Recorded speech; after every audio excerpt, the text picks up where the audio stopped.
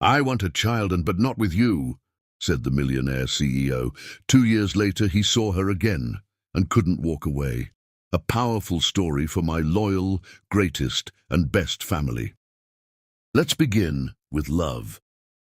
Jackson Dean didn't believe in consequences, only in choices other people made for him. The conference room smelled like leather and ambition. 14 executives sat around a table made from a single slab of walnut, each one waiting for Jackson to speak. He didn't. Silence was a weapon he'd sharpened over the years, and he wielded it now, watching them squirm. "Gentlemen," Jackson finally said, leaning back in his chair with the ease of someone who'd never been told no, "you're approaching this wrong." The head of operations opened his mouth, but a voice cut through first. "Actually, you're approaching this wrong." Every head turned. A woman stood near the back wall, her posture relaxed, but her eyes sharp. She wore a simple black suit that somehow made everyone else look overdressed. Jennifer Dawn, the crisis consultant his board had hired without asking him. Jackson raised an eyebrow. "Excuse me." You're treating a human problem like a mechanical one," Jennifer said, moving toward the table with measured steps. "You can't fix reputation damage by throwing lawyers at it. People don't trust corporations. They trust authenticity. And you're an expert on authenticity?" Jackson asked, his tone carrying just enough edge to make the room tense. "I'm an expert on what happens when powerful men think they're immune to consequences," Jennifer replied, meeting his gaze without flinching. "Which, from where I'm standing, is exactly your problem." The room went silent. No one spoke to Jackson Dean like that. No one dared. Jackson studied her. Most people looked away when he stared too long. She didn't. She just waited, like she had all day and nothing to lose. "Everyone out," Jackson said quietly. The executives scrambled to leave, grateful for the escape. Jennifer remained where she was, unfazed. She wasn't technically his employee, just a consultant the board had brought in, which apparently gave her the freedom to stay when dismissed staff wouldn't dare. When the door clicked shut, Jackson stood. "You're either very brave or very stupid." "I'm expensive," Jennifer said, "which means I don't waste time on flattery." Despite himself, Jackson smiled. "Fair enough. Tell me what I'm doing wrong. Besides trying to intimidate me." "Besides that." Jennifer walked to the windows overlooking the city. "You think power protects you. It doesn't. It isolates you. And right now, you're so isolated you can't see that your company is bleeding trust because you treat people like variables in an equation." Jackson moved to stand beside her. Up close, he could see the small scar above her left eyebrow, the way her jaw tensed when she spoke. "You don't pull punches. I don't get paid to. What do you get paid to do?" She turned to face him fully. "Save men like you from yourselves." Something in her voice, not pity, not judgment, just truth, cracked something open in Jackson's chest. He'd spent years building walls, and she'd found a weakness in 3 sentences. "Have dinner with me?" he said. "No." "Why not?" "Because you're not asking for dinner. You're asking for control." Jackson blinked. She was right. Every invitation he'd ever extended was a test, a transaction, a way to measure his influence. "What if I just wanted to talk?" "Then you'd be lying," Jennifer said, but her expression softened slightly. "Look, Mr. Dean, Jackson." "Jackson," she corrected, "I'm here to fix your company's image, not to be another story people whisper about." "I wasn't suggesting—" "Yes, you were." She picked up her folder from the table. "I'll have a strategy proposal on your desk by tomorrow. Try to read it with an open mind." She was halfway to the door when Jackson spoke again. "What if I said I don't usually ask twice?" Jennifer paused, hand on the doorknob. "Then I'd say you should practice. It builds character." The door closed behind her, and Jackson stood alone in the conference room, feeling something he hadn't felt in years: curiosity. Over the following weeks, Jennifer became a constant presence. She sat in on meetings, challenged decisions, and refused every attempt Jackson made to charm her. It was infuriating. It was fascinating. He started finding excuses to work late, knowing she'd be there, poring over reports in the glass-walled office his board had assigned her. Sometimes he'd stand outside, watching her work, trying to understand what made her different from everyone else who orbited his world. She caught him watching one evening, looked up from her laptop, and raised an eyebrow. Jackson had the decency to look embarrassed before walking away. The next night, she left her office door open. An invitation, maybe, or a challenge. Jackson accepted it as both. One night, well past midnight, he knocked on her door. Jennifer looked up from her laptop, unsurprised. "Let me guess, you can't sleep." "How'd you know?" "Because you're standing outside my office at midnight instead of being home." Jackson stepped inside without invitation. "Do you ever stop working?" "Do you?" "Touché." He sat in the chair across from her desk. "Can I ask you something?" Jennifer closed her laptop, giving him her full attention. "That depends on the question. Why aren't you afraid of me?" She considered this, her expression thoughtful. "Because fear and respect aren't the same thing. You want people to fear you because it's easier than earning their respect. That's not an answer." "Yes, it is."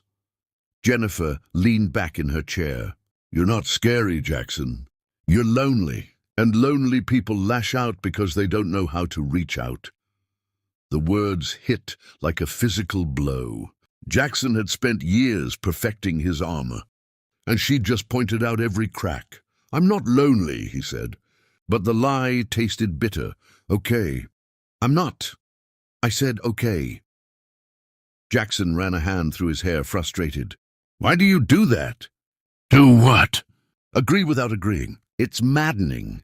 Jennifer smiled for the first time since he'd met her. "Good. You need more madness in your life." They sat in silence for a moment, the city lights glittering through the windows behind her. "When did you stop being a person and become a brand?" Jennifer asked softly. The question gutted him, because he knew the exact moment. He knew the day he'd decided feelings were liabilities and relationships were strategic moves. He knew when he'd stopped being Jackson and became Jackson Dean. "I don't know," he lied. "Liar." He laughed, sharp and bitter. "You're relentless. You're deflecting." Jackson met her eyes. "What do you want from me, Jennifer?" "Nothing," she said simply. "I don't want anything from you." "That's why you can't figure me out." She was right. Every person in his life wanted something: money, access, proximity to power. Jennifer just wanted him to be better. "What if I want something from you?" he asked. "Like what?" "I don't know yet." Jennifer stood, gathering her things. "Well, when you figure it out, let me know. I'm going home." "Wait." Jackson stood too, moving closer. "Stay just a little longer." "Why?" "Because I don't want to be alone right now." The honesty surprised them both. Jennifer's expression softened, and she set her bag down. "Okay," she said, "but we're just talking." They talked until dawn broke over the city. About everything and nothing. About the parents who'd never understood him and the sister she'd lost too young. About fear disguised as ambition and dreams abandoned for survival. About the small scars that shaped people and the large wounds they learned to hide.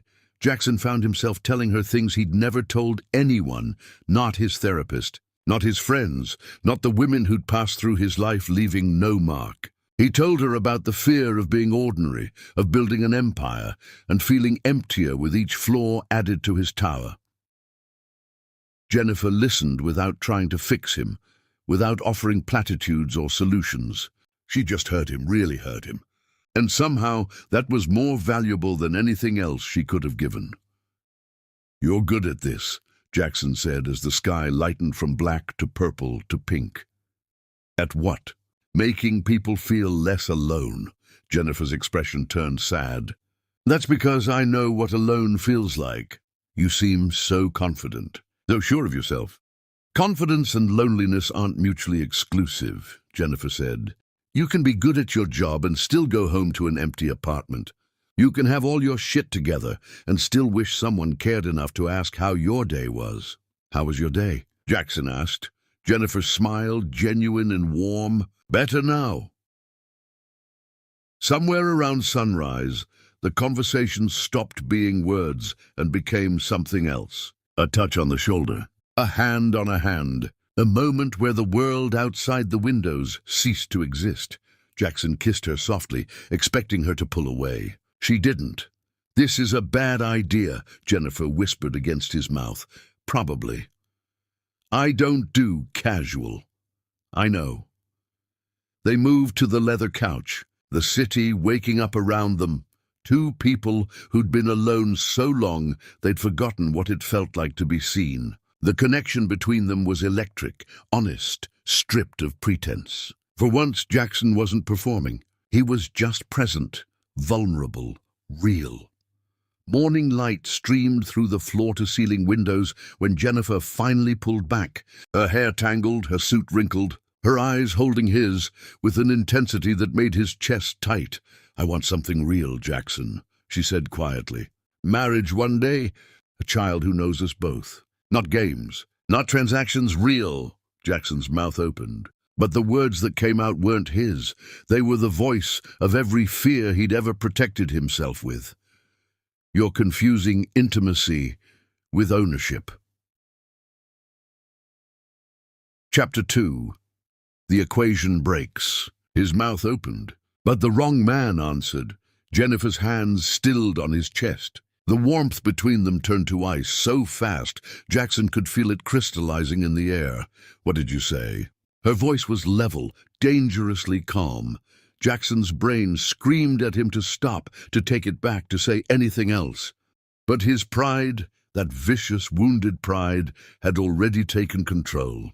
"I'm Jackson Dean," he said, each word a nail in his own coffin. "You're someone who works in my building." The silence that followed wasn't empty. It was full of every possibility dying in real time. Jennifer stood with a grace that made the moment worse. She didn't rush, didn't slam things around.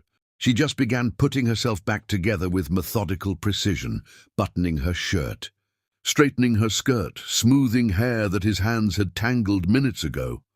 "Jennifer," Jackson started, his voice cracking on her name. "Don't." She held up one hand, still not looking at him. "Don't try to soften it now." "I didn't mean—" "Yes, you did." She finally met his eyes, and Jackson wished she hadn't. The hurt there was brief, a flash of lightning before the storm. What replaced it was worse, nothing. Absolute emptiness. "You meant every word. That's who you are when you're scared." "I'm not scared," she laughed, sharp and bitter. "You're terrified. Someone just offered you something real, and you reacted like a cornered animal. I'm not—" "Stop." Jennifer's voice cut through his protests. "Just stop. I'm not interested in watching you lie to yourself anymore." Jackson stood, reaching for her. "Let me explain." Jennifer stepped back, putting the desk between them. "There's nothing to explain." "I wasn't confused, Jackson." "You are." She picked up her bag, her laptop, the cardboard coffee cup from hours ago when the world had been different. Every movement was deliberate, final. "Where are you going?" "Away from here." "Away from you." "Jennifer, please. I told you I wanted something real," she said, her hand on the door handle. "And you told me I wasn't worth it." "Message received." "That's not what I said." "It's exactly what you said." She pulled the door open, paused without turning around. "I hope whatever you're protecting in that fortress of yours is worth it, because it looks pretty lonely from where I'm standing." The door closed with a soft click that echoed louder than a slam ever could. Jackson stood in the center of the room, surrounded by the evidence of what had just happened, the wrinkled couch cushions, the empty coffee cups, the lingering scent of her perfume. He waited for the relief to come, for the satisfaction of maintaining control, of protecting himself, of winning whatever twisted game his mind had convinced him they were playing. Nothing came, just a hollow ache in his chest that felt suspiciously like loss. He pulled out his phone, typed a message. "Can we talk?" He stared at it for 5 minutes before deleting it unsent. She'd told him exactly who she was and what she wanted. He'd told her exactly what he thought of both. What else was there to say? The days that followed felt wrong. Jackson couldn't name it, couldn't fix it, couldn't code his way out of it. He just knew that every room felt emptier, every conversation more exhausting, every moment more hollow. His assistant noticed first. "Are you feeling all right? You've been distracted." "I'm fine," Jackson said, staring at his computer screen without seeing it. "It's just that you've been sitting in this meeting for 20 minutes and haven't said a word." Jackson looked up, realizing with a start that there were 6 people around the conference table, all watching him with concern. "Apologies," he said, standing abruptly. "Something came up. Reschedule." He left them staring after him, confusion rippling through the room. In his office, Jackson pulled up the security system. He told himself he was checking protocols, verifying access logs, doing his job. But his fingers navigated to the cameras covering Jennifer's office with the precision of muscle memory. Her desk was empty. No laptop, no files, no coffee cups. Just bare wood and a vacant chair. Jackson's chest constricted. His assistant appeared in the doorway. "Sir, Ms. Dawn's resignation letter arrived this morning. She's requesting immediate release from her contract." "All? What reason did she give?" "Personal circumstances requiring relocation." "Relocation? Where?" She didn't specify. Jackson read the letter 17 times. It was professional, brief, completely devoid of emotion. It said nothing and everything at once. He approved it immediately, because making her stay would be another form of cruelty, and he'd already inflicted enough. Weeks bled into months. Jackson threw himself into work with a ferocity that impressed even his most ambitious colleagues. He acquired companies, launched initiatives, expanded territories. His net worth climbed, his influence spread, his empire grew, and he felt nothing. Late at night, alone in his penthouse, he'd catch himself reaching for his phone to text her before remembering she'd blocked his number. He'd see a woman with dark hair across a restaurant, and his heart would lurch before he realized it wasn't her. His friends, the few he had, stopped inviting him to gatherings. Not because he was difficult, but because his presence was like a black hole, sucking the energy from every room. "You're different," one of them said after a particularly silent dinner, "ever since that consultant left." "I'm the same," Jackson insisted. "No, you're not. You used to be arrogant. Now you're just hollow." Jackson wanted to argue, but the words wouldn't come. Because it was true.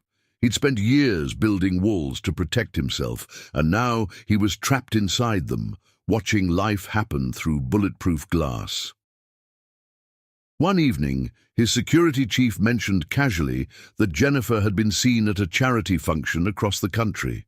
She'd started her own firm. It was thriving.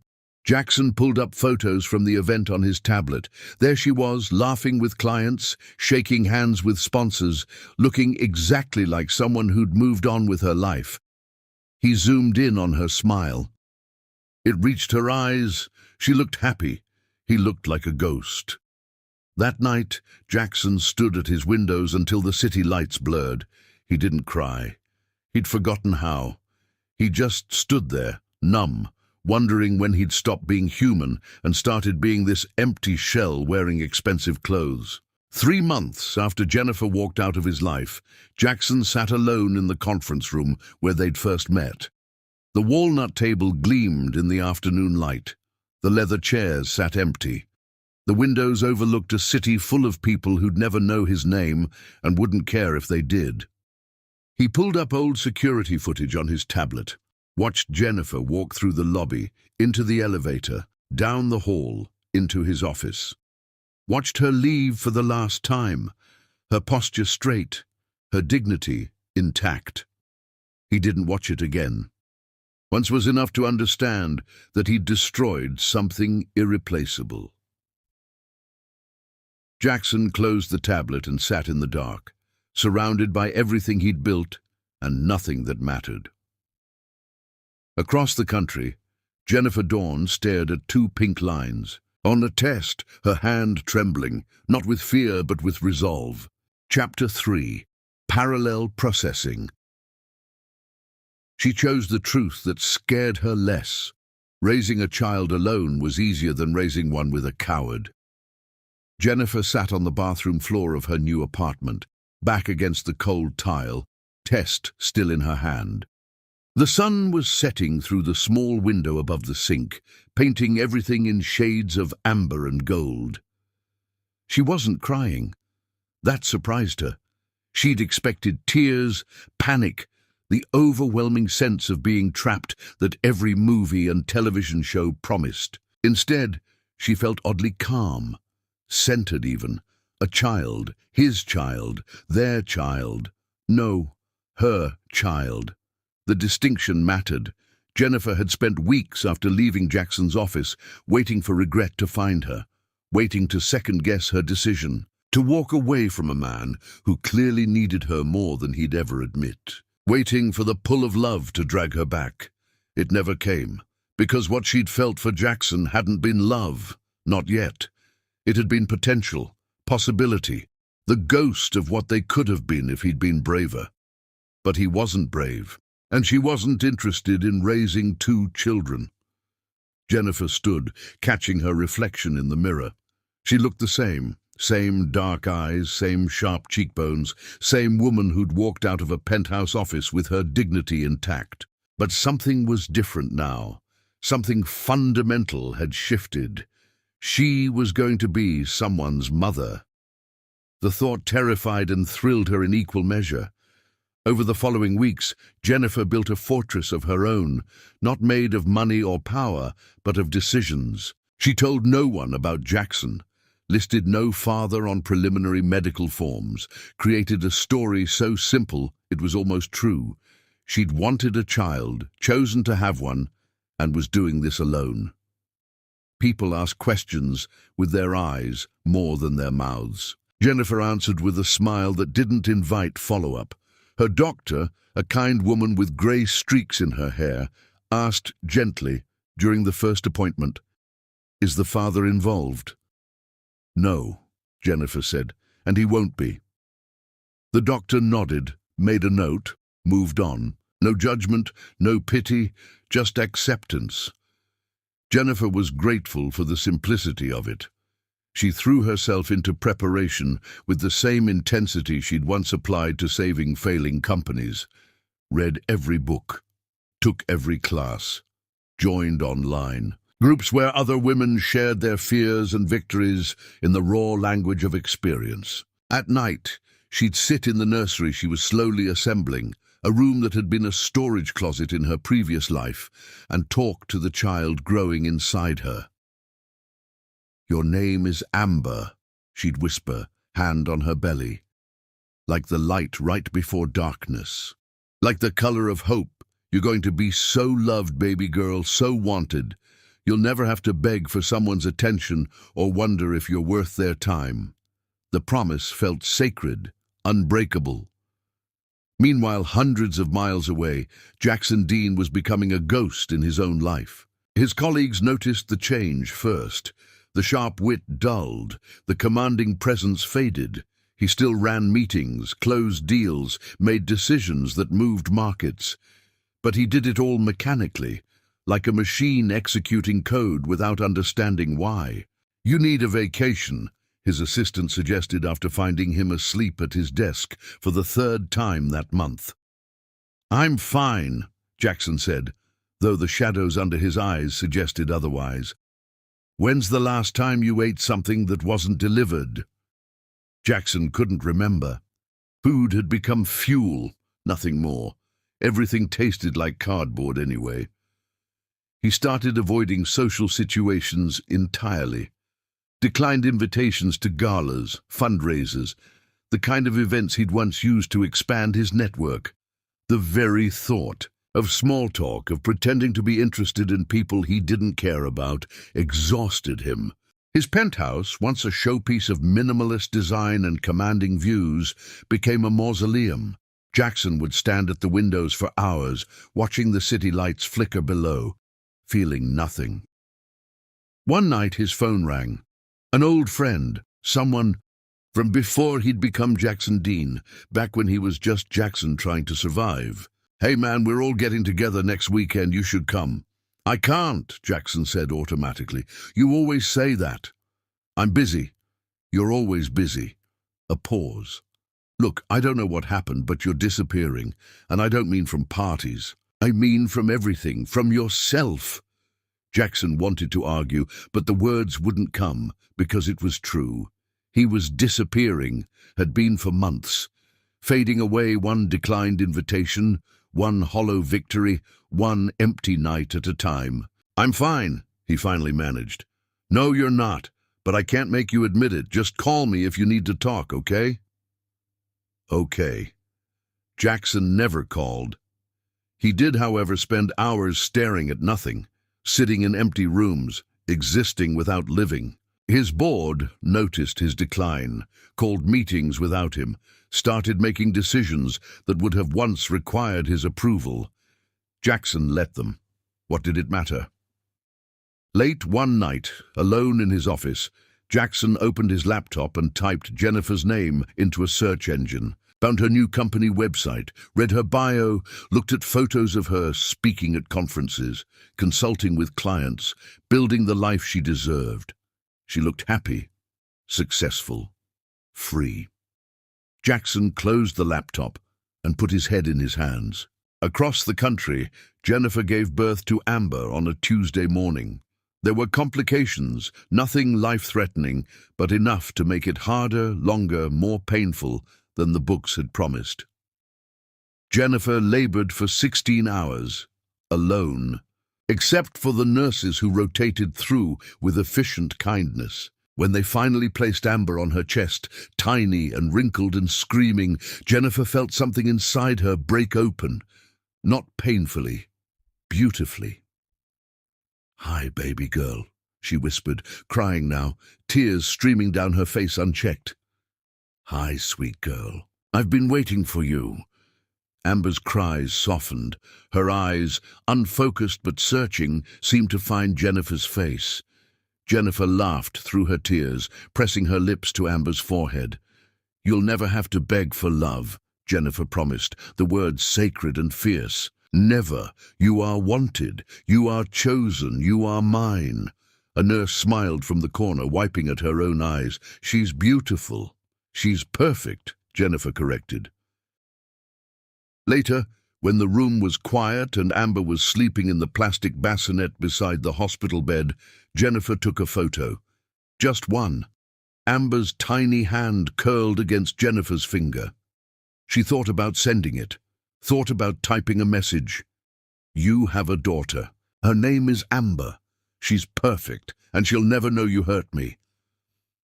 Instead, Jennifer deleted the photo, held her daughter closer, and promised herself that Amber's story would never include a father who had to be convinced she was worth loving. Some truths were too important to dilute with complications. Jennifer Dawn had made her choice, and she would spend the rest of her life making sure Amber never regretted it. Chapter 4. Compound Decay. Years don't heal. They just give wounds time to settle into architecture. Amber learned to walk in the small apartment Jennifer had made into a home. She took her first steps between the coffee table and the couch, arms outstretched, face lit with triumph when Jennifer caught her. "That's my girl!" Jennifer laughed, scooping Amber up and spinning her around. "You're unstoppable!" Amber squealed with delight, the sound pure and bright, and Jennifer felt that familiar surge of fierce love that still sometimes caught her off guard. Life had a rhythm now. Morning routines and afternoon naps and bedtime stories. Jennifer had built a consulting practice from the ground up, working from home while Amber played nearby, learning to balance spreadsheets and snack time with the grace of necessity. Friends emerged from unexpected places. Other mothers at the park, neighbors who became family, a community that wrapped around Jennifer and Amber like protective arms. Peter Williams, a gentle giant of a man who'd made his fortune in renewable energy, became an unlikely mentor. He'd hired Jennifer to consult on a reputation crisis, stayed for her insight, and remained because he saw something in her that reminded him of his late wife, strength tempered with grace. "You're doing an incredible job," Peter said one afternoon, watching Amber stack blocks with intense concentration. "Some days I'm not so sure," Jennifer admitted. "That's how you know you're doing it right." Peter smiled. "The ones who think they have all the answers are the ones you should worry about." Jennifer appreciated Peter's presence in their lives. He was steady, kind, genuinely interested in Amber's development without any agenda beyond friendship. He sent thoughtful birthday gifts, showed up to preschool performances, offered advice when asked, and silence when needed. Amber, for her part, was becoming a force of nature. Stubborn, curious, wildly independent one moment and clingy the next. She had Jennifer's eyes but someone else's bone structure, the strong chin, the way her brow furrowed when she concentrated. Jennifer tried not to see Jackson in her daughter's face, mostly succeeded. "Mama, no daddy?" Amber asked one morning while Jennifer was braiding her hair.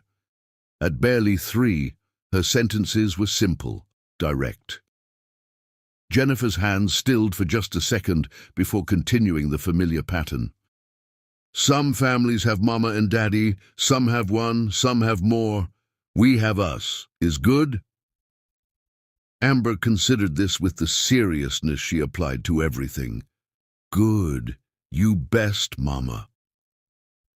Jennifer kissed the top of her head, blinking back tears. "And your best, Amber." The conversation didn't come up again. Amber was content with their world, small but full, simple but rich. Meanwhile, Jackson Dean was collapsing inward like a dying star. His empire continued to expand, but he'd become a figurehead in his own company. Board members made decisions, executives ran divisions. Jackson signed papers and attended meetings where his presence was required, but his input was optional. No one knew what to do with him. "He's not the same," his CFO said during a private conversation with the board. "Haven't been for years. He's not making bad decisions, he's just not making any decisions at all." "Should we be worried?" someone asked. "I don't know. He still shows up, still signs off on everything. He's just absent." Absent was the right word. Jackson moved through his days like a ghost haunting his own life. He woke up in the same penthouse, wore the same expensive clothes, drove the same luxury car. But none of it felt real anymore. The parties stopped inviting him after he attended. One stood in the corner for 2 hours without speaking to anyone before leaving without saying goodbye. The women who'd once pursued him gave up after he turned down advances with polite disinterest. The friends he'd accumulated through ambition gradually stopped calling.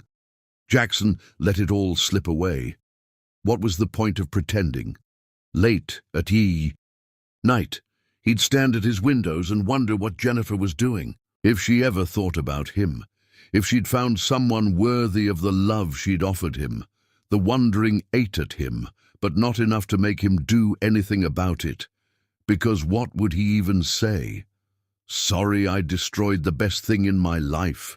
Sorry I was too much of a coward to recognize what you were offering." Sorry seemed insufficient for the magnitude of his failure. So Jackson said nothing, did nothing, became nothing.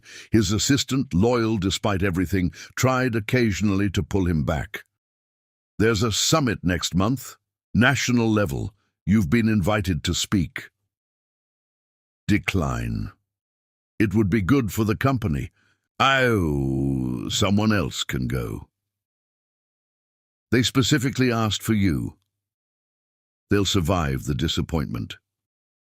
But the assistant was persistent, brought it up again a week later. The summit organizers called again. "They really want you there.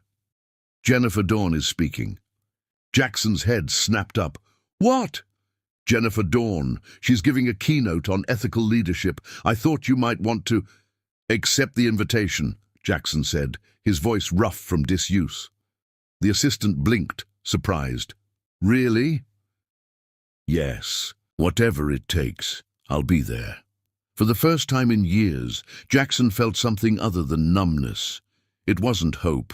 Hope required too much optimism. It was more like dread and anticipation twisted together, making his chest tight and his hands shake. He had no plan, no idea what he'd say if he saw her, no illusion that she'd want to speak to him, but he'd be there anyway, because the alternative, spending the rest of his life wondering, was finally worse than the fear of facing her.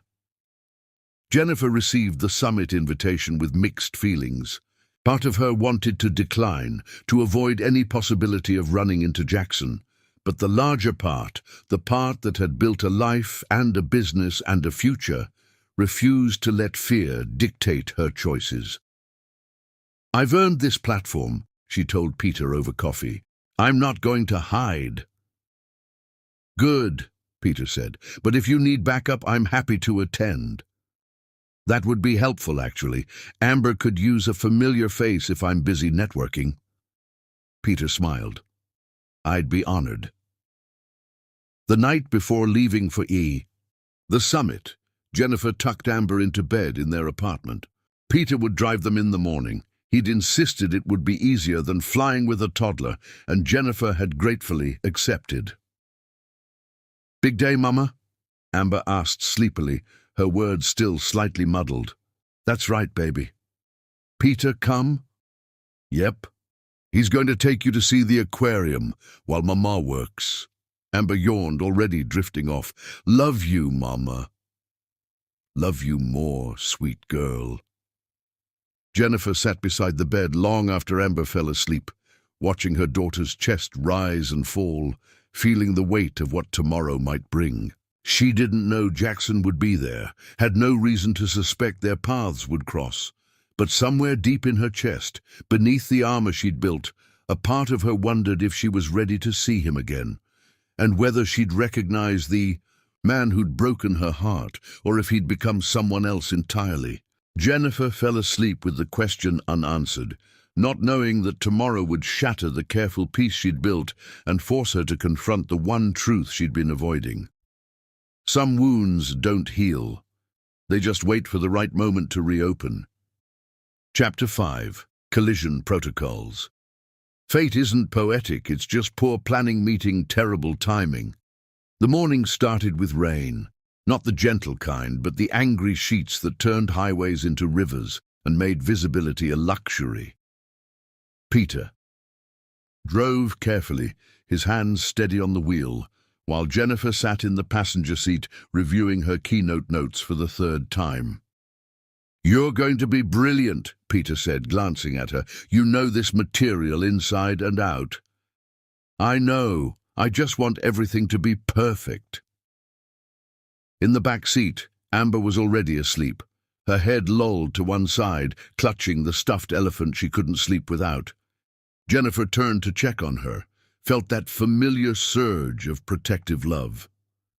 "She's fine," Peter said gently. "Relax." "I can't. What if something goes wrong? What if the childcare at the summit isn't good? What if she gets scared and I'm not there?" "Then I'll be there," Peter reminded her. "That's why you asked me to come, remember?" Jennifer managed a smile. "Thank you for all of this, for driving us, for helping with Amber, for being a friend," Peter finished, "which is exactly what I want to be. No pressure, no expectations. Just someone who shows up." The rain had stopped by the time they reached the summit venue, but the sky remained grey and threatening. Peter parked, helped Jennifer unload their bags, then scooped up a still-sleeping Amber with practiced ease. "I'll get her settled in the childcare room," he said. "You go check in and get ready for your moment." Jennifer watched them walk toward the entrance, Peter's broad back, Amber's small form nestled against his shoulder, and felt grateful for the chosen family she'd built. Inside, the summit venue buzzed with the kind of energy that came from putting powerful people in one room and telling them to network. Jennifer found the check-in desk, collected her speaker badge, and made her way backstage. "You're on in 20 minutes, a production assistant told her, handing over a bottle of water. "Wireless mic, no podium. You'll have the whole stage." "Perfect." Jennifer found a quiet corner to center herself, breathed slowly, reviewed her opening lines, reminded herself that she'd earned this moment through years of hard work, and no ghost from her past could take that away. When they called her name, she walked onto that stage like she owned it. The lights were bright enough that she couldn't see individual faces in the audience, just shapes, shadows, the vague impression of hundreds of people watching. Better that way. Less pressure. She began speaking, and within 30 seconds the nerves dissolved. This was her element. This was what she'd built her second life doing. Teaching people how to lead with integrity, how to balance power with humanity, how to see consequences before they became catastrophes. "Accountability isn't weakness," Jennifer said, her voice carrying through the hall. "It's the foundation of trust. And trust is the only currency that actually matters. You can buy loyalty, you can demand obedience, but you cannot purchase genuine trust. That has to be earned through consistency, honesty, and the willingness to admit when you're wrong." The audience was engaged, leaning forward, some taking notes. Jennifer found her rhythm, moving through her points with practiced ease. "The difference between power and integrity," she continued, "is what you do when no one's watching. When there's no board to impress, no shareholders to appease, no cameras recording your actions. That's when your true character shows. And that's what people remember." In the back row, Jackson Dean sat frozen, his entire world narrowing to the woman on stage. She looked different, stronger somehow, more solid. The uncertainty he'd glimpsed in those late-night conversations was gone, replaced by the kind of confidence that came from surviving something difficult and coming out the other side intact. He'd made a terrible mistake coming here. The certainty hit him like a physical blow. What had he been thinking? That she'd see him and everything would somehow be okay. Jackson stood, intending to leave before she saw him, but the movement caught attention. People turned, whispered. Someone near him said, "Is that Jackson Dean?" He sat back down, trapped by his own reputation. Jennifer finished her keynote to enthusiastic applause. She smiled, waved, exited stage left, feeling the familiar post-speech euphoria of a job well done. Peter met her in the green room, grinning. "You were phenomenal.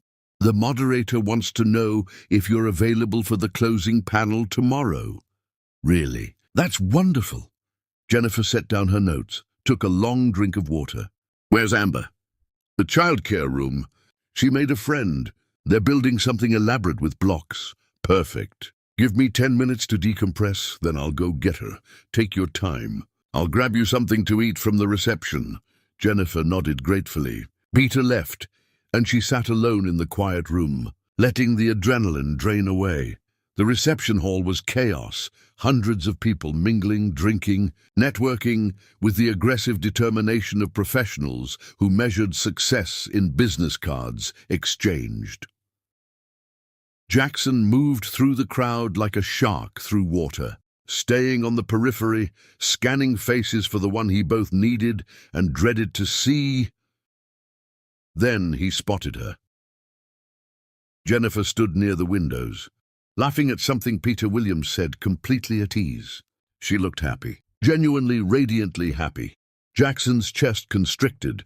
She'd moved on, built a life, found someone better. Peter Williams, of course. Jackson knew him by reputation. Self-made billionaire, philanthropist, the kind of man who made money and used it to make the world better. Everything Jackson wasn't. Jealousy, sharp and irrational, cut through Jackson's numbness. He was halfway across the room before he realized he was moving, drawn to her like gravity, unable to stop himself, even though every logical part of his brain screamed that this was a terrible idea. Jennifer saw him the same moment he reached her. The smile dropped from her face, not slowly, instantaneously, like someone had flipped a switch. Peter noticed her expression change, followed her gaze, saw Jackson approaching. "Jennifer?" Peter said quietly, his body shifting into a protective stance. "It's fine," Jennifer said, though her voice was tight. "I can handle this." Jackson stopped a respectful distance away, suddenly aware that he had no plan, no speech prepared, no idea what to say. "Hello, Jennifer." Her expression was unreadable. "Jackson." Peter looked between them, understanding dawning. "You're him." "Peter, it's okay," Jennifer said. "I'll be right over there if you need me," Peter said, his tone making it clear that this was both a statement and a threat. When they were alone as you could be in a room full of people. Jackson tried to form words, failed, tried. Again. "You were incredible up there. Thank you." Silence stretched between them, filling with everything unsaid. "I didn't know you'd be here," Jackson managed. "Why would you?" "Fair point. I'm glad I came anyway. Are you?" Not a question, a challenge. Jackson's carefully constructed composure cracked. "I've thought about you every day for the past few years." "That sounds exhausting for you," Jennifer said flatly. "It is." "Good." The word hit him like a slap. Deserved, but painful. "Jennifer, A commotion near the entrance interrupted them. A child's voice, high and distressed, calling for someone. The sound cut through the cocktail chatter like a knife. Jennifer's entire demeanor changed instantly. "Amber." She moved toward the sound, Jackson forgotten. He followed automatically, confused, trying to understand what was happening. A little girl stood near the doorway, tears streaming down her face, looking frantically around the crowded room. She wore a yellow dress, and her hair was pulled into two messy ponytails that were coming undone. She couldn't have been more than 3 years old. "Mama!" the girl cried, voice breaking with genuine distress. "I'm here, baby, I'm here," Jennifer said, swooping down and gathering the child into her arms with practiced ease. "What happened?" "Where's the caretaker?" A flustered young woman hurried over, apologetic. "I'm so sorry. She just bolted when I was helping another child. The childcare room is right by this entrance, and she must have heard the noise, and she's fast. I tried to catch her." "It's okay," Jennifer said, though her tone suggested it very much wasn't. She turned her attention fully to the child. "Amber, sweetheart, you can't run off like that. You scared Mama."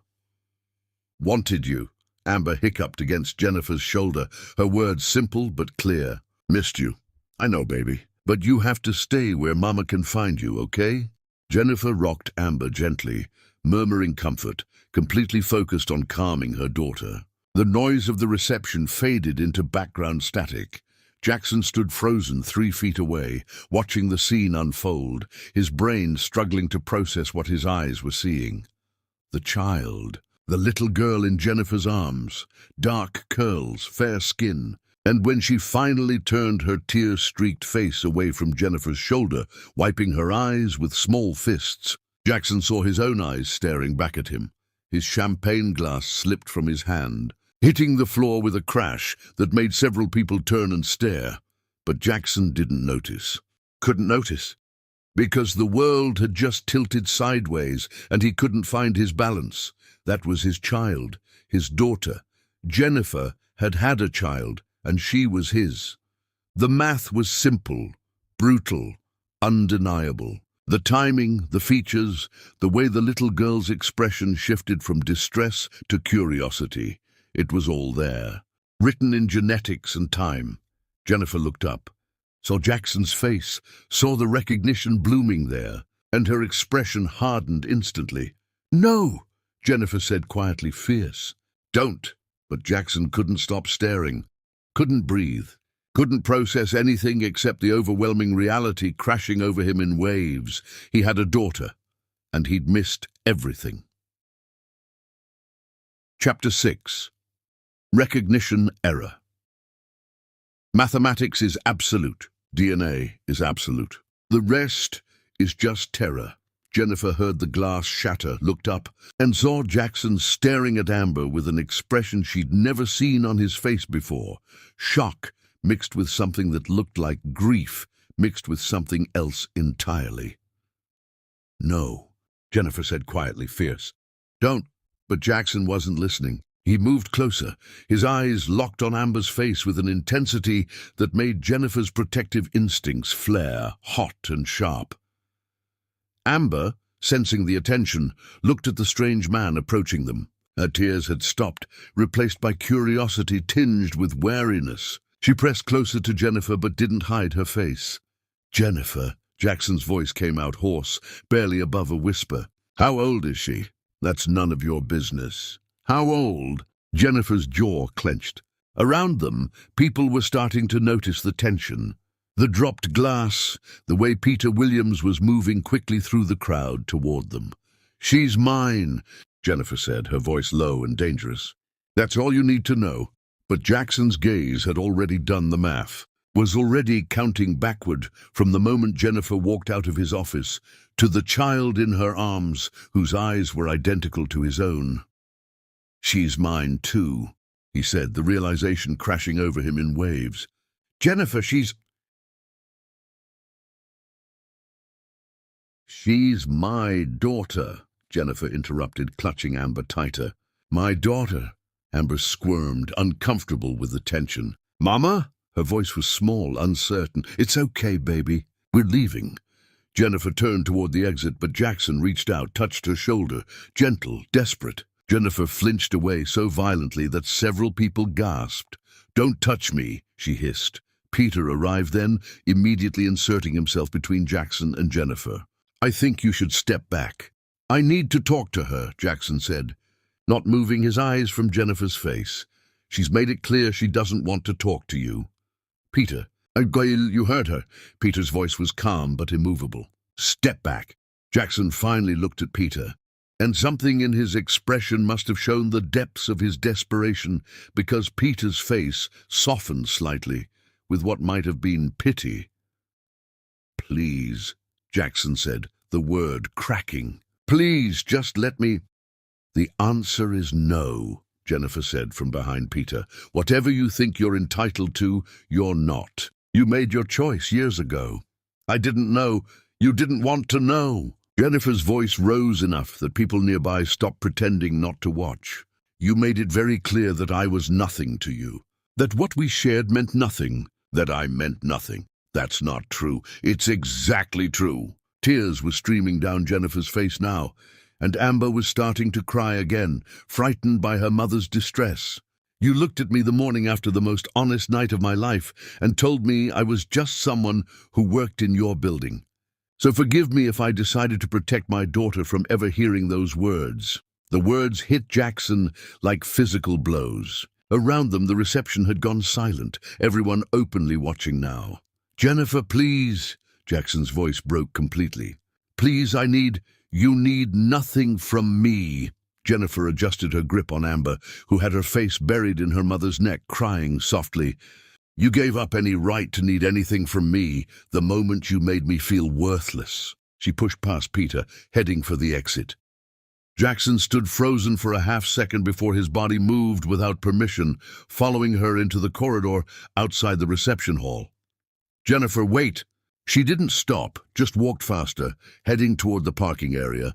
Amber's cries had subsided to hiccups, but she kept her face hidden against Jennifer's shoulder. Jackson ran to catch up, his dress shoes slapping against marble floors.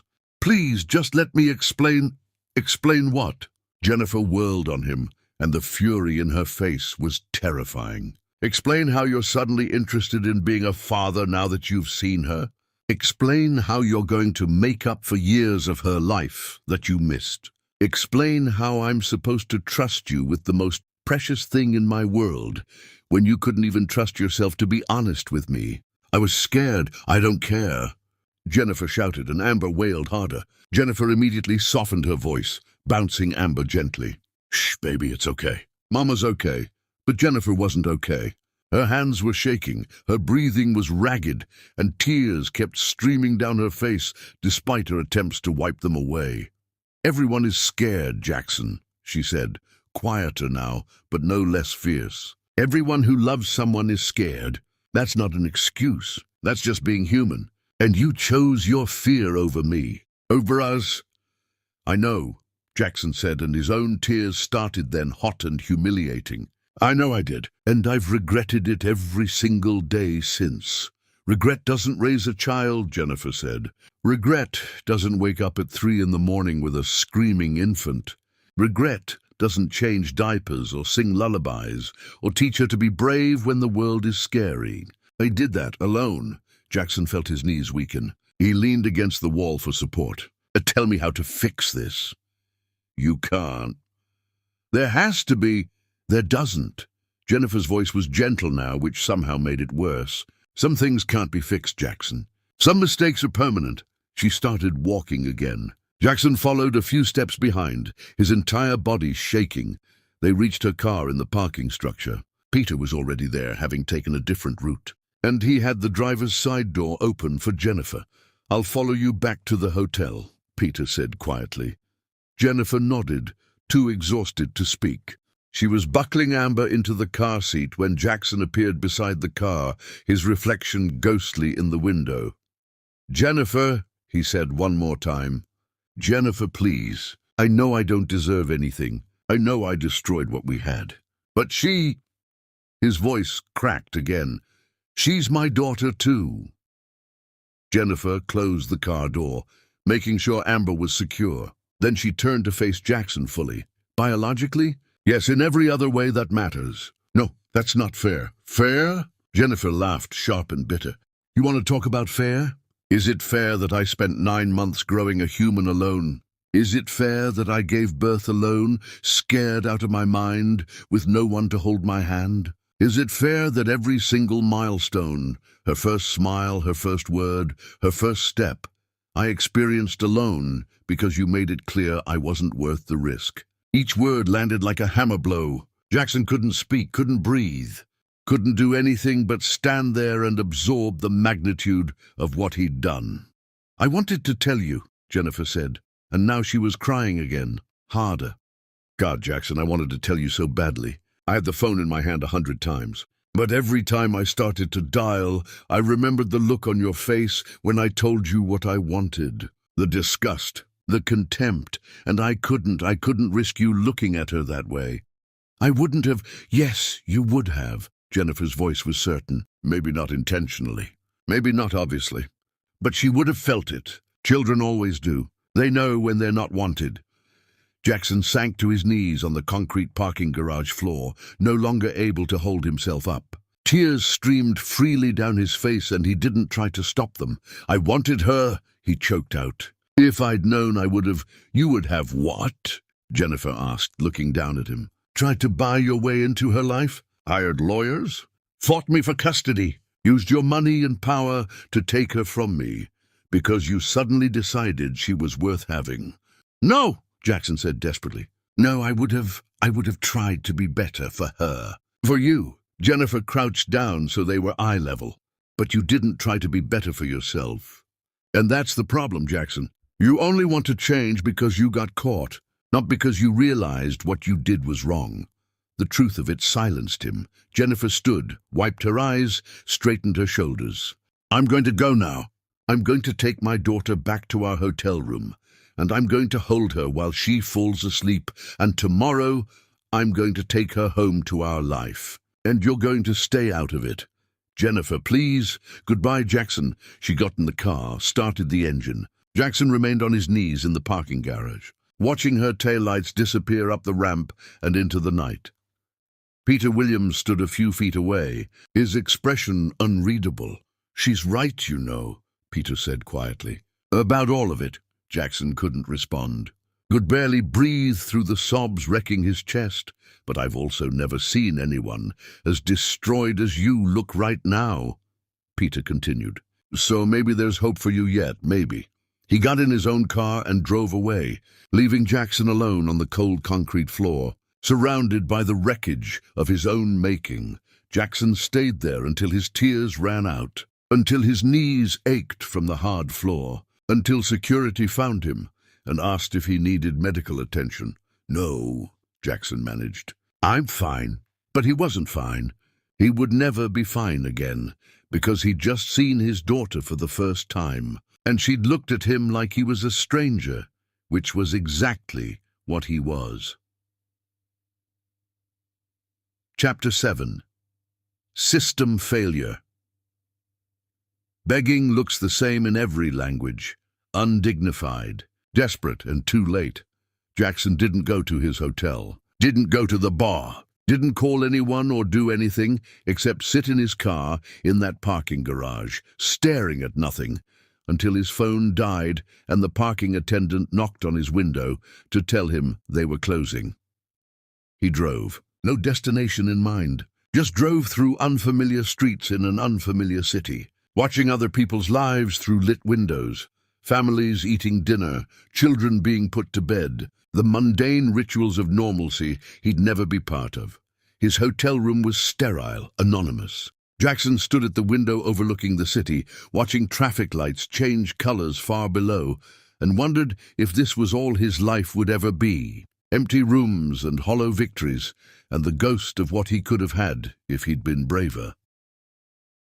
The next several days blurred together. Jackson flew home, went through the motions of existing, functioned enough that people didn't ask questions. But inside, he was collapsing. He tried calling Jennifer. She didn't answer. Sent texts that went unread. Emails that disappeared into the void. Finally, desperate, he reached out through the only connection they had left, Peter Williams. "She doesn't want to talk to you," Al Peter said when he finally returned Jackson's call 3 days later. "I know, but I need to try." "Why? So you can feel better about yourself?" "No," Jackson said honestly, "because I need to know if there's any chance, any possibility that she'll let me try to make this right." Peter was silent for a long moment.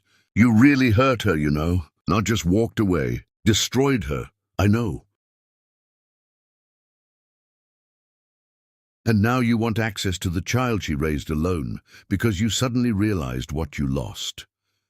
It's not that simple. Actually, it is exactly that simple."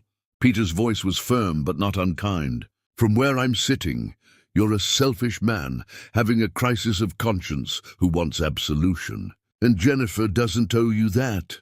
"You're right," Jackson said. "She doesn't owe me anything. But she's not the only one involved here anymore. There's a child who deserves to know where she came from. That's a convenient argument. It's also true." Another long silence. "Then I'll ask her. But if she says no, you need to respect that. No lawyers, no power plays, no using your money to force your way in. Understood?" "Understood." 3 days later, Jackson received a text from an unknown number. Saturday, 10 in the morning, Brighton Park, near the fountain. "Come alone. Don't make me regret this." Jackson stared at the message for 5 minutes before responding. "I'll be there." "Thank you." No response came. Saturday morning arrived cold and bright. Jackson was at the park by 9, sitting in his car, watching families arrive. Children on swings, couples walking dogs, the normal rhythm of weekend life that he'd never been part of. At 9:55, Jennifer's car pulled into the lot. Jackson's heart hammered against his ribs. He watched as Jennifer got out, opened the back door, helped Amber out of her car seat. The little girl was wearing pink sneakers and had her hair in braids. She held Jennifer's hand as they walked toward the playground. Jackson waited until they were settled on a bench before approaching, moving slowly, like he was trying not to spook a wild animal. Jennifer saw him coming. Her expression was guarded, exhausted, but not actively hostile. "Progress, maybe." "Thank you for coming," Jackson said, stopping several feet away. "I'm not doing this for you," Jennifer replied. "I'm doing this because I had to explain to Amber why a strange man made Mama cry, and she deserves better than my anger." Jackson nodded, throat too tight to speak. Amber peeked around Jennifer's arm, studying Jackson with the same intense focus she'd had at the reception. Jackson crouched down to her level, keeping his distance. "Hi, Amber," he said softly. "I'm Jackson." Amber didn't respond, just stared at him with those two familiar eyes. Jackson looked at Jennifer, silently asking permission. She gave the smallest nod. "I'm your father, your daddy, but your mama raised you, and she's the important one. I wanted to meet you." "Why?" Amber asked, her voice high and clear, but her sentence structure simple. The question gutted him. Because I made a mistake. A big one. And I'm trying to fix it. Mama say sorry when mistake, Amber said seriously, her grammar slightly off in the way of very young children. Your mama is very smart. Amber nodded solemnly, then returned to examining him. After a moment she asked, You like playground? Jackson blinked, caught off guard by the shift. I don't know. I haven't been to one in a very long time. Come see, Amber decided, tugging Jennifer's hand. Swings and slide. Jennifer looked at Jackson, her expression unreadable. You can stay for a little while, but if she gets uncomfortable, you leave. Understood?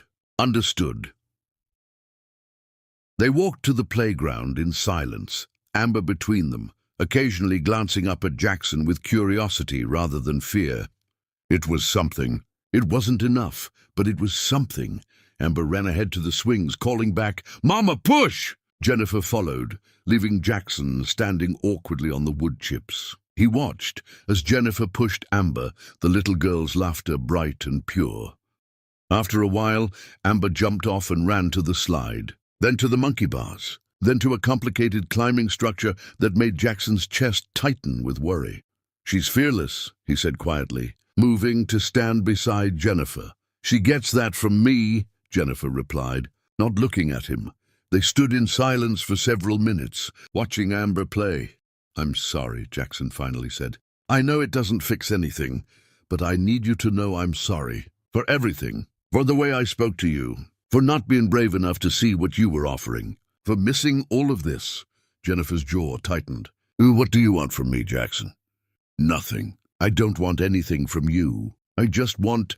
He struggled to find words that weren't selfish. I want to know if there's any possibility that you'd let me try to be part of her life. Not as someone who swoops in and disrupts everything, just as someone who shows up, consistently, who tries. Why? Jennifer turned to face him. Why now? Why does it matter now when it didn't matter then? Because I was living wrong, Jackson said simply. I built this entire life around protecting myself from getting hurt, and all I did was make myself into someone who hurts people. And I can't, his voice broke, I can't keep being that person. Not anymore. That's not about Amber, Jennifer said. That's about you wanting to feel better about yourself. You're right. It is. But it's also about her. Because she deserves to know where she comes from. And maybe... Jackson had to pause, collect himself.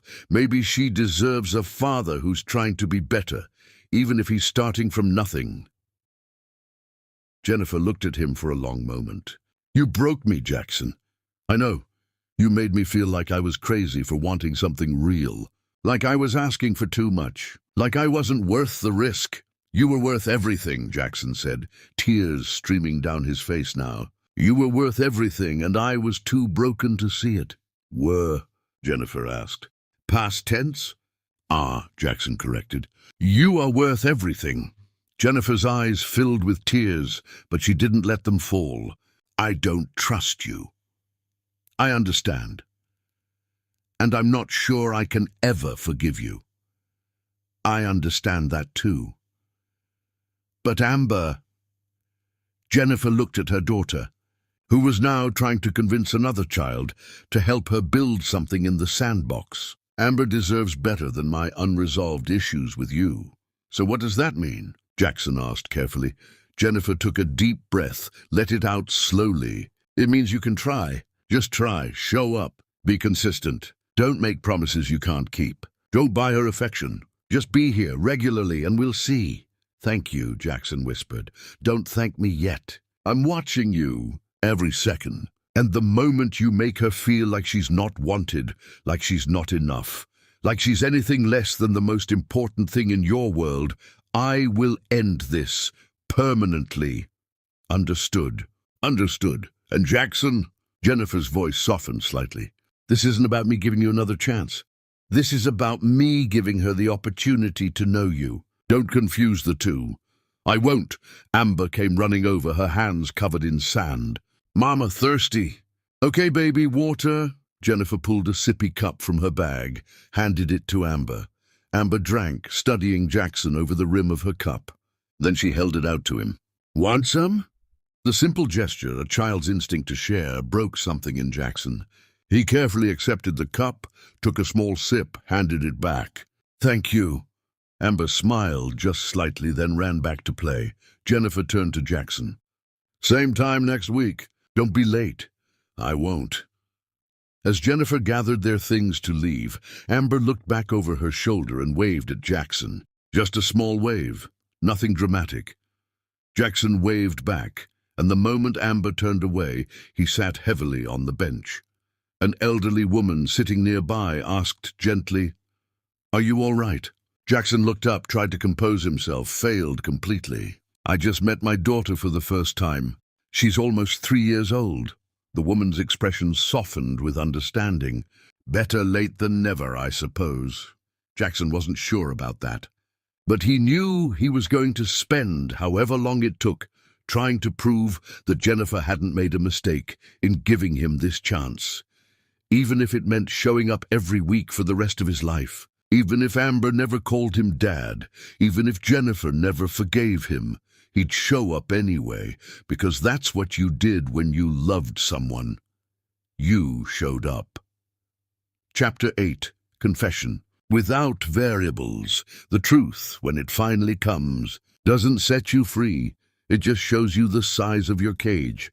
Jackson showed up the following Saturday, and the Saturday after that, and every scheduled time Jennifer allowed, approaching each visit like it was a gift he hadn't earned, but was grateful to receive anyway. Amber, for her part, warmed to him gradually, not with the eager trust of a child who'd never been disappointed, but with the cautious curiosity of someone deciding whether this new person was safe. What color? She asked, during their third visit, sitting beside him at a picnic table while Jennifer watched from nearby. At nearly 3, her sentences were getting longer but still simple, direct. What color do I like? Jackson clarified, and she nodded. Blue. What's yours? Purple. Pink. Yellow too. Those are good choices. All pretty colors. Mama say can like lots, Amber explained seriously, her grammar improving but still endearingly imperfect. Like ice cream and vegetables. Your mama is very wise.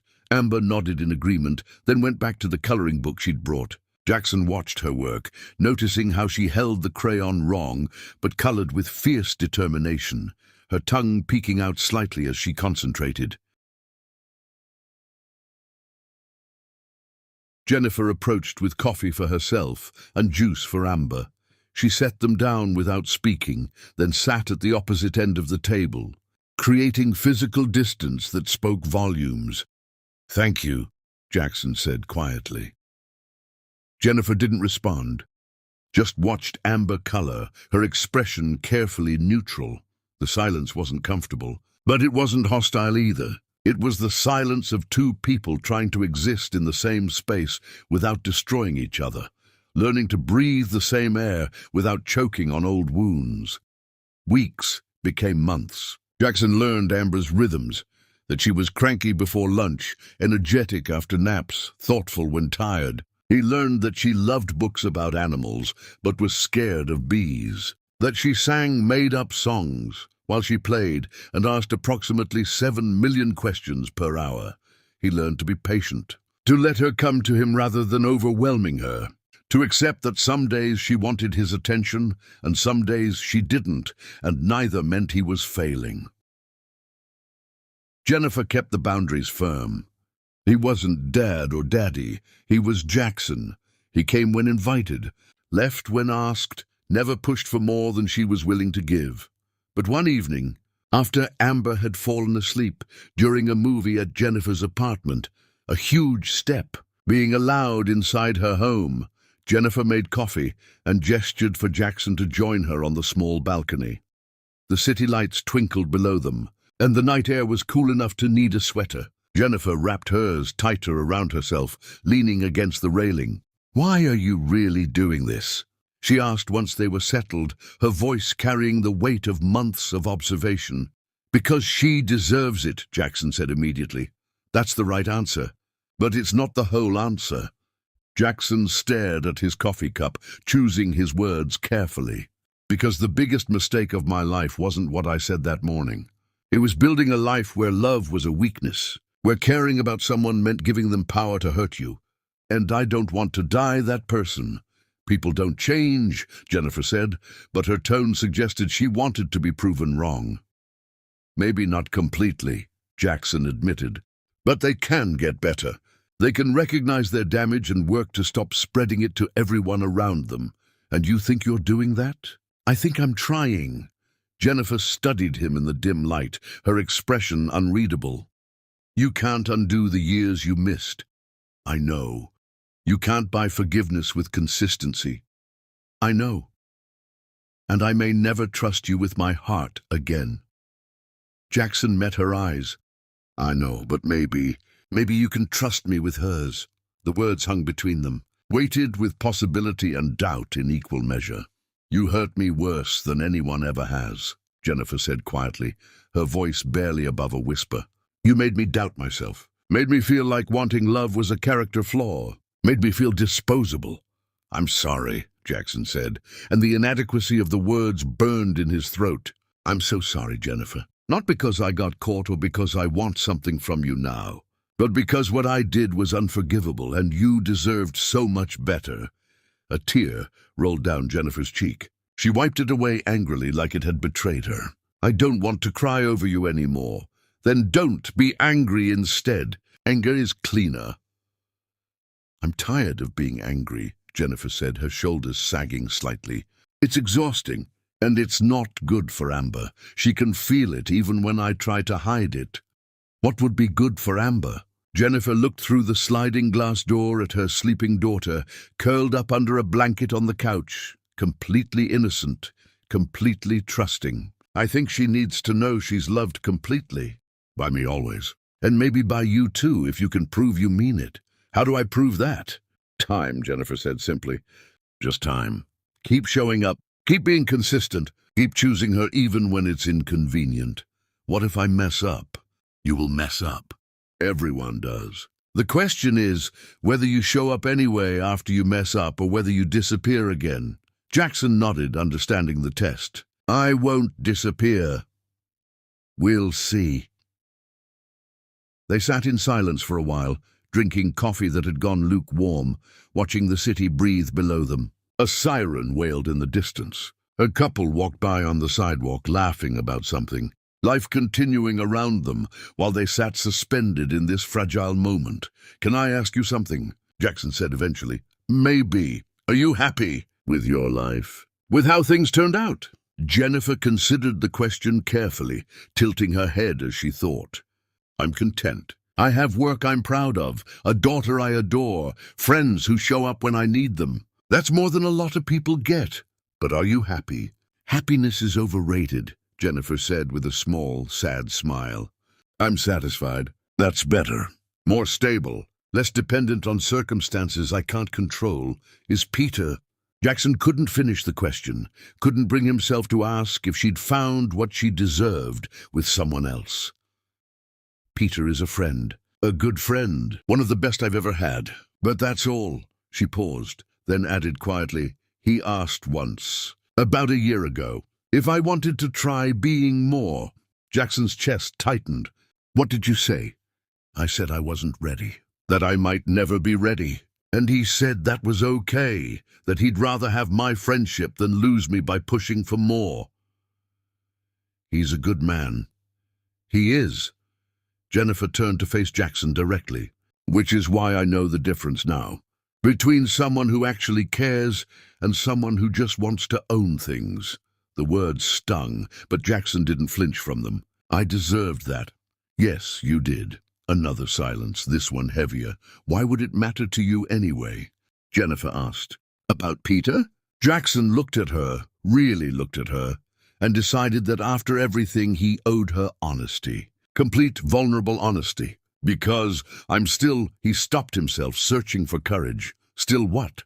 Still in love with you, he said, each word feeling like jumping off a cliff. I never stopped. I just learned to live with the pain of it. Learned to carry it like a stone in my chest that never gets lighter.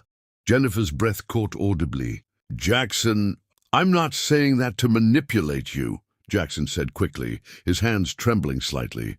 "I'm not asking for anything.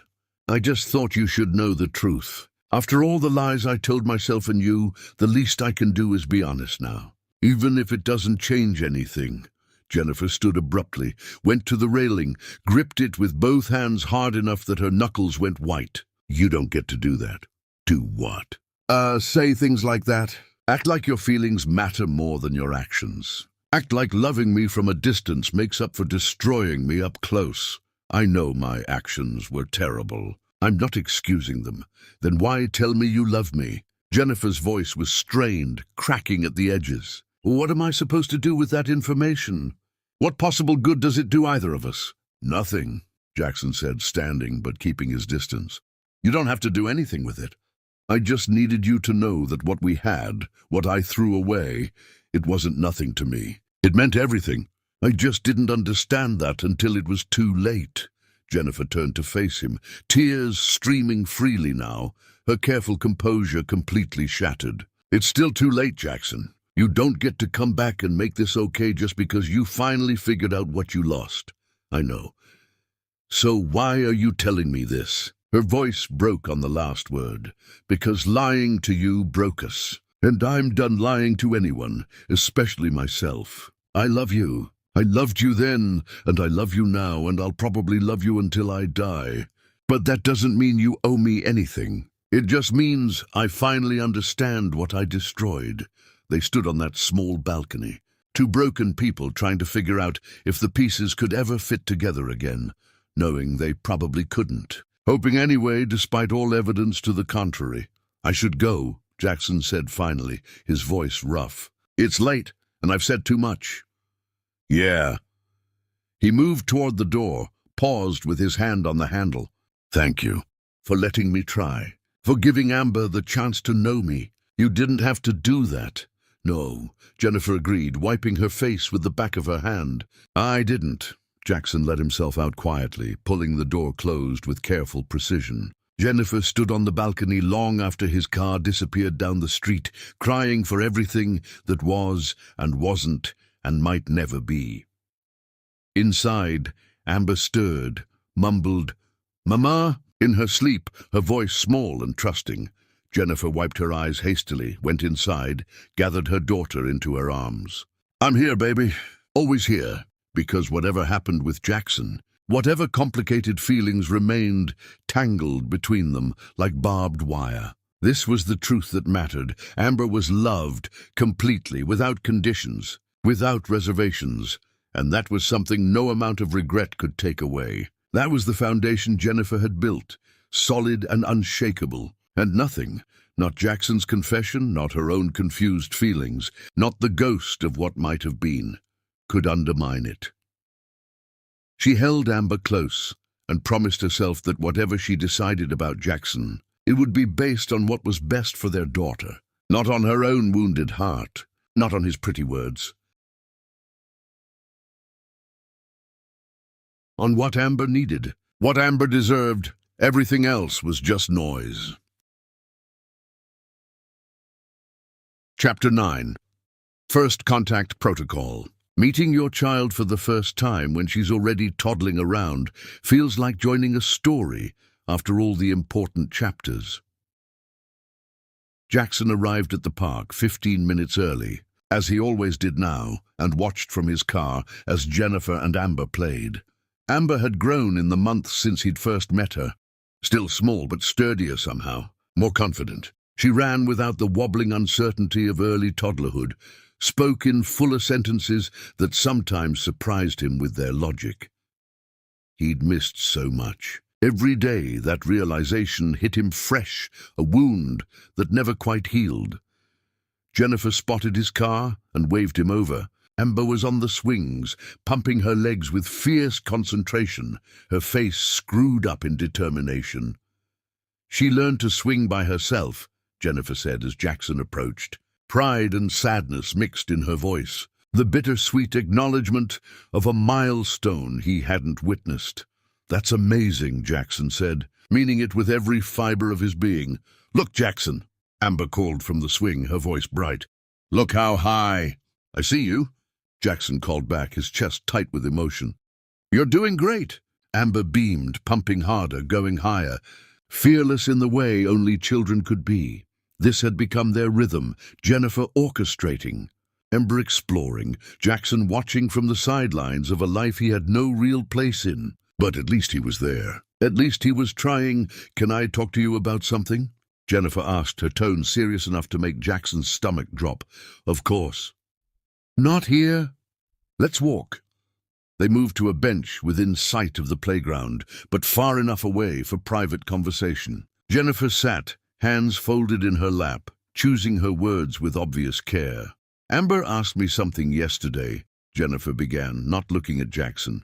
"She wanted to know why you leave after every visit." Jackson's throat tightened painfully. "What did you tell her?" That you have other things to take care of." "But she's smart, Jackson. She's starting to notice patterns. To ask questions I don't know how to answer." "What kind of questions?" Why you're not around like Peter is. Why you come and go instead of staying. Why she doesn't call you what other kids call their fathers." Jennifer finally looked at him. She's comparing, processing, trying to understand why her family looks different. Each question landed like a punch to Jackson's solar plexus. "What do you want me to do?" "I don't know," Jennifer admitted, and the vulnerability in her voice surprised him. "I'm not trying to keep you from her anymore. That's not what this is. I'm trying to figure out how to make this work in a way that doesn't confuse her or set her up for disappointment." "You think I'll disappoint her?" "I think people disappoint each other all the time, even when they're trying not to." Jennifer's expression was troubled. "And I need to know if you're in this for real, Jackson. Not just showing up when it's convenient, but actually in this. Because if you're not, it's better for her if we stop now before she gets more attached." "I'm in this," Jackson said immediately, with zero hesitation. "Whatever that means, however you'll let me be, I'm in this completely." Jennifer searched his face, looking for cracks, for doubt, for any sign that this was temporary. She's going to need more eventually. More time, more consistency, more presence. Are you ready for that? "Yes. Even when it's hard? Even when it interferes with your work? Even when she's difficult or moody or doesn't want you around?" "Yes," Jackson said firmly, leaning forward. "I've already lost years. I'm not losing anything else. Whatever she needs, whatever you'll allow, I'm here." Jennifer nodded slowly, something like relief crossing her features. "Okay, then we try this. You come twice a week instead of once. You can come to her dance class on Wednesday afternoons. She just started, and she loves it. And Saturday mornings remain our time at the park." "Really?" Hope bloomed in Jackson's chest, fragile and terrifying. "But Jackson," Jennifer's voice turned serious, almost hard, "if you commit to this and then back out, that's it. No more chances. She needs to know she can count on you, can she?" Jackson thought about his calendar, packed with meetings and obligations that suddenly felt utterly pointless. "She can count on me. I'll make sure of it. Prove it." Over the following weeks, Jackson restructured his entire life around Amber's schedule, moved meetings to early mornings or late evenings, delegated responsibilities he'd once insisted only he could handle, said no to things he'd once considered unmissable. His colleagues noticed. "You're different," his assistant commented one afternoon. "More present somehow. Less distracted." "I have better priorities now," Jackson said simply, checking his watch to make sure he wouldn't be late for Amber's dance class. Wednesday afternoons became sacred. He'd sit in a small studio with other parents, mostly mothers who eyed him with curiosity and occasional suspicion, watching. Amber and a dozen other toddlers approximate ballet moves with varying degrees of success. Amber wasn't particularly graceful, but she committed fully to every movement, her face screwed up in concentration, her tongue poking out slightly when she tried something difficult. She fell often, but she always got back up, determined. After class, she'd run to show him what she'd learned, her explanations breathless and jumbled. "And then we do this," she'd demonstrate, wobbling. "But I fall, but is okay because everyone fall. And then we—" Jackson listened to every word like it was the most important information he'd ever received. Because in a way it was. These were the moments that built a childhood, the small accumulations of attention and care, and he was finally being allowed to witness them. Jennifer watched these interactions with cautious hope. She could see Jackson trying, genuinely trying, not just performing for her benefit. He was learning to be patient, to follow Amber's lead, to accept that relationships with toddlers were built on repetition and small moments rather than grand gestures. One Saturday at the park, something shifted. Amber was playing near the climbing structure when she fell, not badly, but hard enough to scrape her knee and shock her into tears. Jennifer started to move, but Jackson was already there, scooping Amber up before Jennifer could reach her. "I know. Sweetheart," Jackson murmured, holding Amber close as she wailed into his shoulder. "I know it hurts." Amber clung to him, her small body shaking with sobs. Jackson rocked her gently, one hand on her back, the other cradling her head, murmuring soft comfort. Jennifer approached with the first aid kit she always carried, but Jackson had already assessed the wound. Not too bad, just scared her more than anything. He sat on a nearby bench, Amber still in his arms, and cleaned the scrape with gentle efficiency. Amber hiccuped through her tears, watching him work with wide, trusting eyes. "You're being so brave," Jackson told her, applying a bandage decorated with cartoon characters. "The bravest." "Hurts," Amber whispered, her voice small and vulnerable. "I know, baby, but it's going to feel better soon. I promise." Amber studied his face with that intense, evaluating look children had. Then in a voice barely above a whisper, she said, "Don't go yet, Daddy." The world stopped. Jackson's hands froze on the bandage. Jennifer's breath caught audibly. Even the background noise of the park seemed to fade away. Amber, oblivious to the magnitude of what she'd just said, snuggled closer into Jackson's chest, still sniffling but calming. Jackson looked at Jennifer, terrified he'd overstepped, that he'd somehow manipulated this moment, that she'd take Amber away and end everything right here. But Jennifer's eyes were full of tears, and she nodded once, permission, acknowledgement, acceptance. "I'm not going anywhere." "Sweetheart," Jackson managed, his voice wrecked. "Daddy's got you." They stayed like that for several minutes, Jackson holding Amber while Jennifer watched, all three of them processing the weight of that one word. Eventually, Amber's tears dried and she wiggled down, ready to play again, the moment already passing for her in the way things did for small children. "All better," she announced, examining her bandaged knee with satisfaction before running back to the playground. After Amber ran off, Jackson sat frozen on the bench, staring at his hands. "I need a minute," he said to Jennifer, his voice barely steady. "Okay." Jackson stood on shaking legs and walked toward his car. He made it to the parking lot before the sobs hit, collapsing against the driver's side door. Everything he'd missed, her birth, her first sounds, her first steps, her first words, crashed over him in waves. All those moments, gone forever, irretrievable. Years of her life he'd never get back, because he'd been too much of a coward to recognize what mattered. He cried until he had nothing left, until his chest ached and his eyes burned and his throat was raw. When he finally composed himself and returned to the playground, Jennifer was pushing Amber on the swings again, the picture of normalcy. But when she looked at him, really looked at him, she saw what had happened.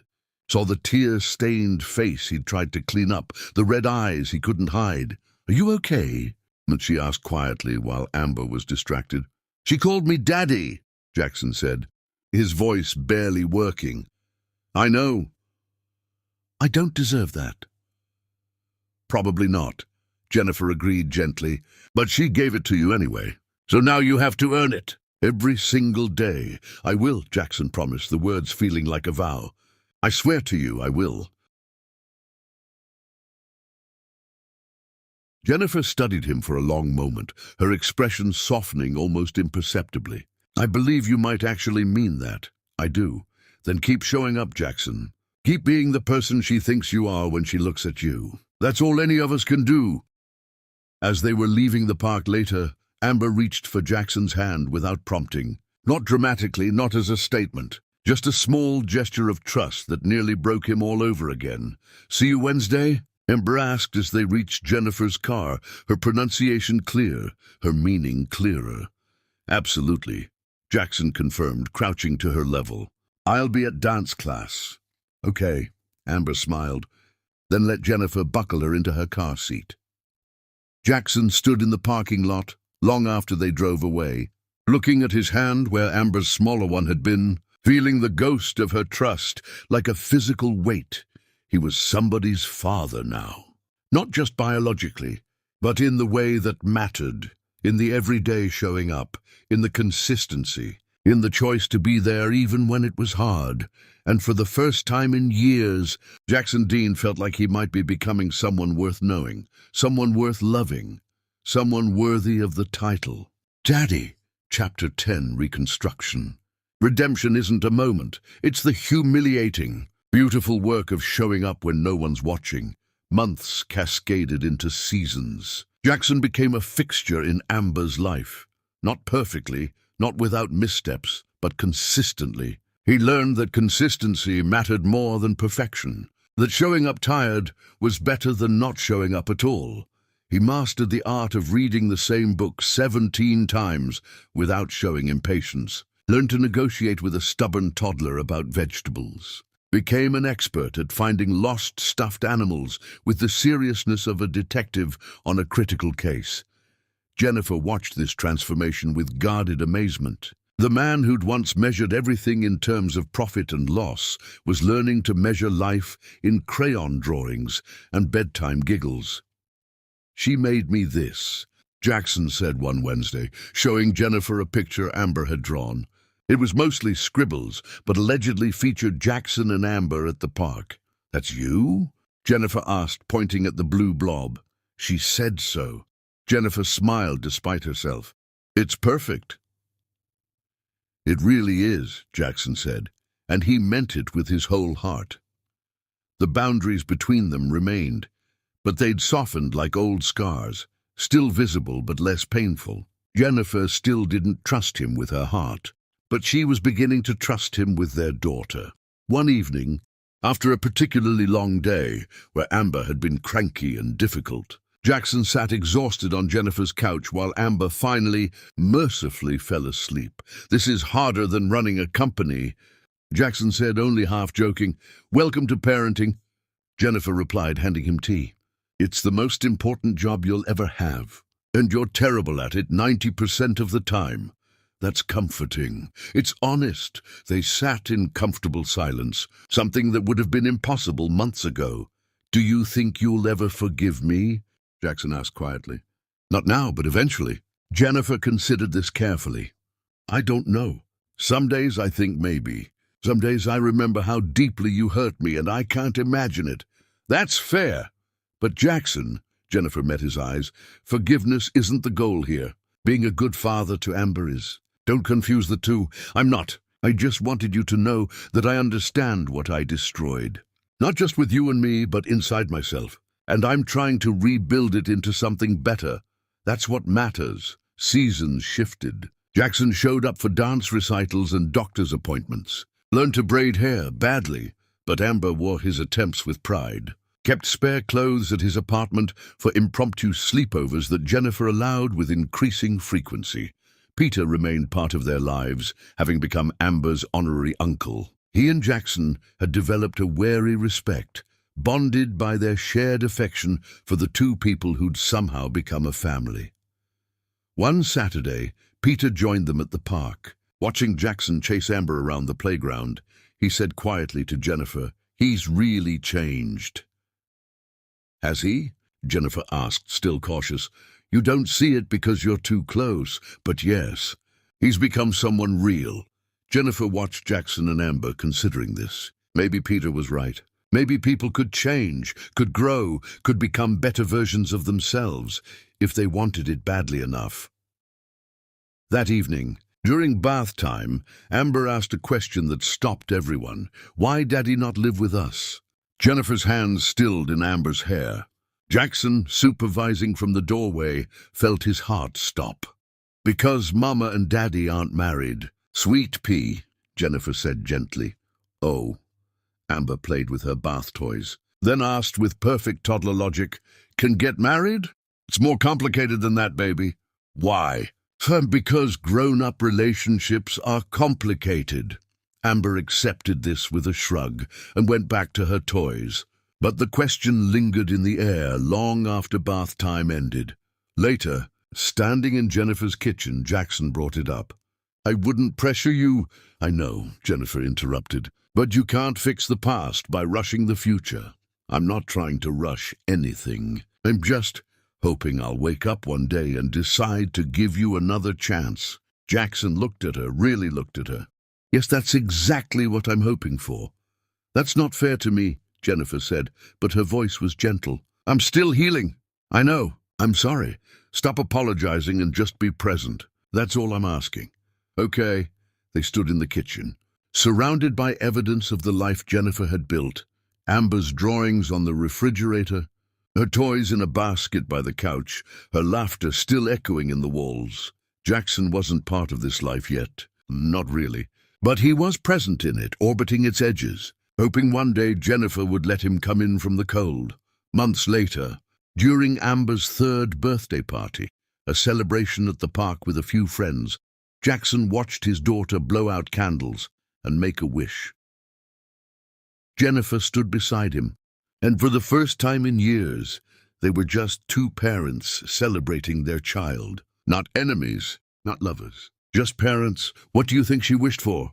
Jackson asked quietly. Probably a pony, Jennifer said, almost smiling. Realistic. They helped clean up after the party, working together with the practiced ease of people who'd learned to cooperate. As the sun started to set, casting everything in golden light, Amber sat on Jackson's shoulders, pointing at clouds. That one looks like elephant, she announced. I see it, Jackson said, steadying her with gentle hands.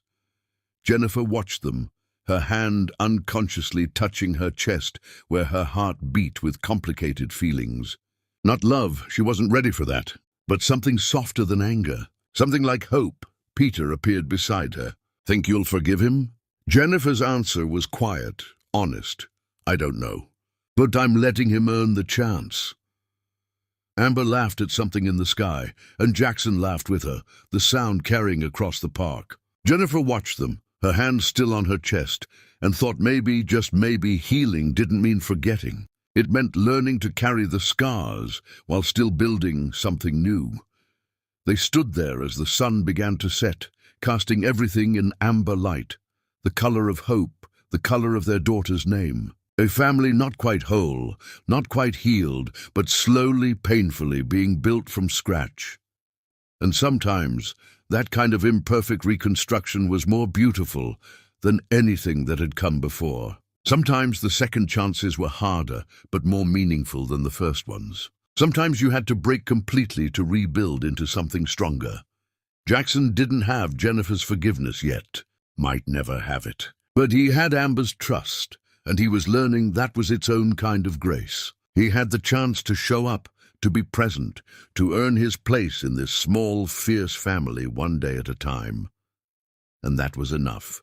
For now, it was enough.